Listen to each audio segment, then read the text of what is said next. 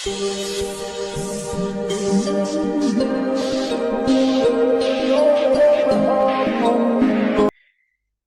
अस्सलाम वालेकुम। तमाम स्टूडेंट्स कैसे हैं? खैरियत से? उम्मीद करता हूँ खैरियत से होंगे। गोल्ड के लाइव एनालिसिस देख लेते हैं। वीकली फोरकास्ट मैं आपको बताऊंगा गोल्ड की नेक्स्ट मूवमेंट क्या हो सकती है, और इसके अलावा गोल्ड के सेंटिमेंट्स क्या हैं, और गोल्ड के टेक्निकल और फंडामेंटल क्या मूवमेंट जो है वो हो सकती है।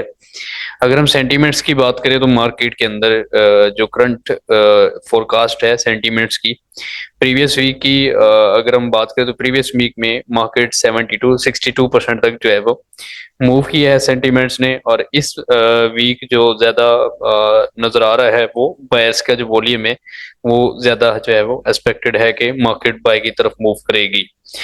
और क्योंकि बड़े टाइम फ्रेम H4, अगर हम बात करें खासकर H4 की, तो H4 मार्केट के अंदर जो है वो गोल्ड के हवाले से H4 जो है वो ज्यादातर गोल्ड को जो है वो मूवमेंट दे रहा है, और उसके ऊपर जो है वो H4 टाइम फ्रेम के ऊपर मार्केट जो है वो सारे स्ट्रक्चर ट्रेंड और इसके अलावा जो है वो उसको फॉलो कर रही है।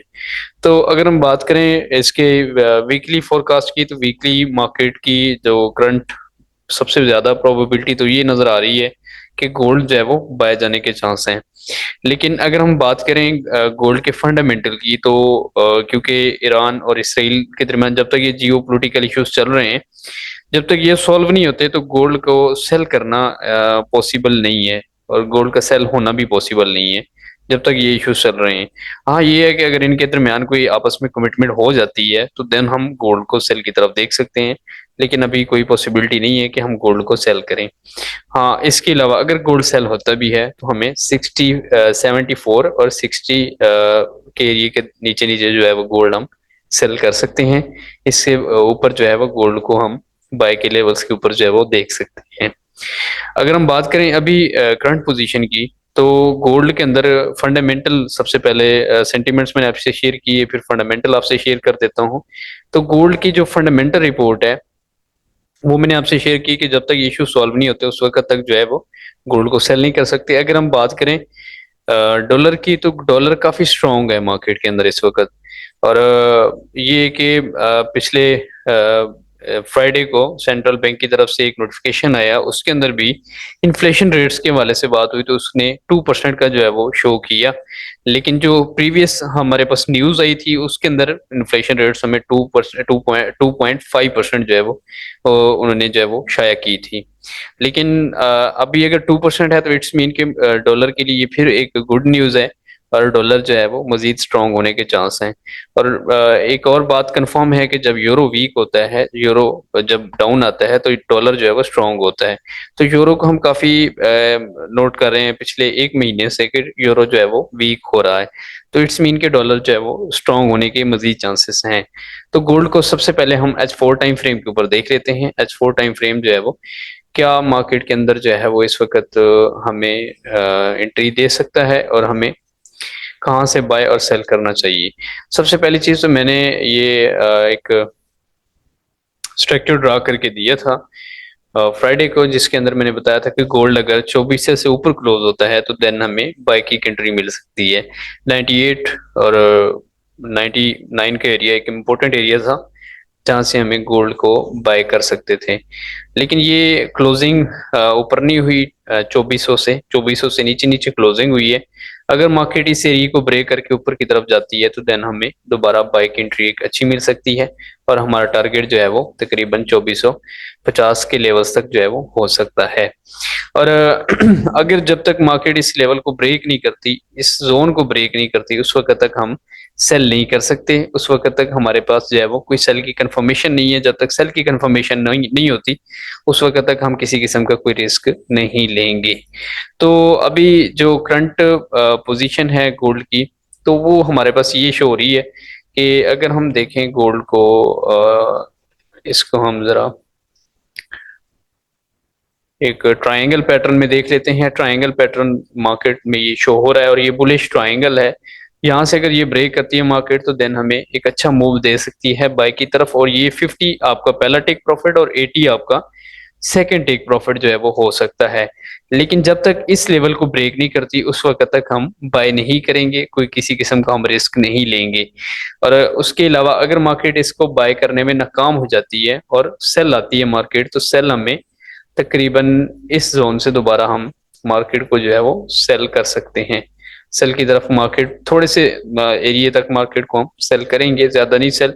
ज्यादा देर अगर आपने होल्ड करना है तो बाय की तरफ होल्ड किया करें, सेल की तरफ गोल्ड को होल्ड नहीं कीजिएगा, क्योंकि गोल्ड जो है वो जो ट्रेंड है वो बड़ा स्ट्रॉन्ग बुलिश ट्रेंड है।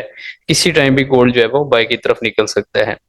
तो उसके बाद हम अगर इसको ख़त्म करें टेक्निकल्स को, और इसके अलावा इनको पैटर्न्स को ख़त्म करके हम ज़रा अगर विक को नोट करें, तो विक्स जो, क्योंकि गोल्ड में खासकर हम बात करें तो विक्स जो है वो बहुत इंपॉर्टेंट होती हैं। तो यहाँ पे हमारे पास मार्केट में ये विक लगी हुई है और ये बड़ी एक समझ लें कि इम्पोर्टेंट है, और ये मार्केट को जो है वो हेल्प दे सकती हैं मूव करने में। और अगर ये वाकया मार्केट इनको फॉलो करती है तो देन मार्केट को मजीद बाय जाना चाहिए, और उसके लिए यहाँ तक मार्केट का जाना जो है वो पॉसिबल है। उसके बाद ही मार्केट जो है यहाँ से दोबारा सेल की तरफ जो है वो मूव कर सकती है, और यहाँ से हमें एक सेल की एंट्री मिल सकती है और उसके बाद दोबारा बाय।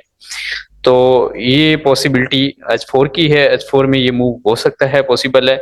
लेकिन मोस्ट इम्पोर्टेंट जो है वो ये वाला एरिया है, जब मार्केट ने इस एरिया को ब्रेक करना है।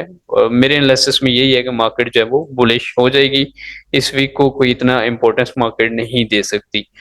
तो ये इंशाल्लाह हम आपको लाइव लेके चलेंगे, जैसे ही मार्केट में कोई अपडेट होती है तो इंशाल्लाह हम आप तक जो है वो पहुंचाएंगे। उसके बाद H4 के एनालिसिस के बाद हम चलते हैं H1 के टाइम फ्रेम पे। H1 टाइम फ्रेम पर क्या हमारे पास पॉसिबिलिटी है गोल्ड की सेल या बाय की? तो अगर हम देखें तो यहाँ पे एक चैनल बना हुआ है H1 में, और वो चैनल मार्केट को हेल्प दे रहा है मार्केट में मूवमेंट में। और ये अगर आप देख सकें इसको, तो ये मूवमेंट जो है वो मार्केट में हुई है, और इस मूवमेंट में मार्केट ने एक चैनल में जो है वो मूवमेंट की है, और ये चैनल मार्केट को सेल कर सकता है H1 टाइम फ्रेम का। अगर आप देख सकें इसको, तो ये पॉसिबिलिटी नज़र आ रही है इसमें, और ये ऐसा हो सकता है कि मार्केट को सेल करे। लेकिन क्योंकि बड़े टाइम फ्रेम H4 और डे 1 मार्केट को बाय करवा रहे हैं, तो हम H1 की तरफ नहीं देखेंगे। हम जब तक हमें कोई कंफर्मेशन नहीं मिलती बड़े टाइम फ्रेम के मुताबिक H4 इसका कोई ब्रेकआउट नहीं नीचे होता, ट्रायंगल का ब्रेकआउट नीचे नहीं होता, तो हम किसी किस्म की सेल की एंट्री नहीं लेंगे और किसी किस्म का रिस्क नहीं लेंगे। उसके बाद हम इसके सपोर्ट एंड रेजिस्टेंस, क्योंकि मोस्ट इंपॉर्टेंट होती है मार्केट के अंदर, वो देख लेते हैं। उनका बड़ा रोल होता है, खासकर गोल्ड के अंदर। बाकी भी करेंसीज हैं वो भी बड़ा इसको लेके बड़ा इम्पोर्टेंट सीरियस होती हैं सपोर्ट और रेजिस्टेंस को लेके। तो हमारे पास सपोर्ट ये है मार्केट के अंदर, और रेजिस्टेंस मार्केट के अंदर हमारे पास ऊपर वाला लेवल जो है वो अवेलेबल है। जब तक इसको मार्केट ब्रेक नहीं करती हम जो है वो बाय नहीं करेंगे, ये मैंने पहले ही बताया हुआ है। जब तक मार्केट इस तरह का मूवमेंट नहीं देगी हमें किसी किस्म का हम रिस्क नहीं लेंगे। और इसके अलावा अगर हम बात करें एसएमसी की, स्मार्ट मनी कंसेप्ट की, स्मार्ट मनी कंसेप्ट हमें दोबारा यहाँ से बाय की जो है वो एंट्री दे रहा है, दोबारा हमें यहाँ से बाय करने को जो है वो मिल सकता है।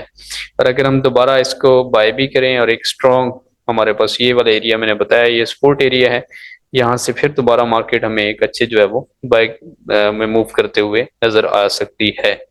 तो ये गोल्ड के आपके पास वीकली फोरकास्ट है, नेक्स्ट वीक इस तरह की मूवमेंट हो सकती है।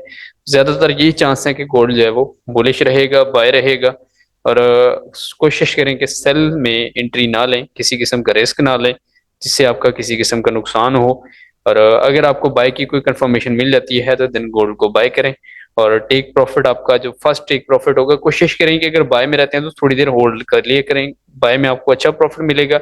लेकिन सेल में आपको प्रॉफिट जो है वो आपका ब्रेक इवन हिट हो सकता है, सेल में आपको जो है वो कम प्रॉफिट के चांसेस होते हैं, क्योंकि हमने ट्रेंड के मुताबिक चलना है। तो ट्रेंड मार्केट के अगर हम अगेंस्ट बैठेंगे तो हमें प्रॉफिट कम मिलेगा और लॉस ज्यादा मिलेगा। जब हम ट्रेंड के मुताबिक बैठेंगे मार्केट के अंदर, तो ट्रेंड में हमें मार्केट एक अच्छा जो है वो प्रॉफिट भी देगी, और अगर हम ब्रेक इवन कर लेते हैं तो देन हमारा टेक प्रॉफिट जो है वो हिट हो सकता है। दुआ में याद रखिएगा। इंशाल्लाह नेक्स्ट मिलते हैं नेक्स्ट क्लास में नेक्स्ट वीक। अल्लाह हाफिज।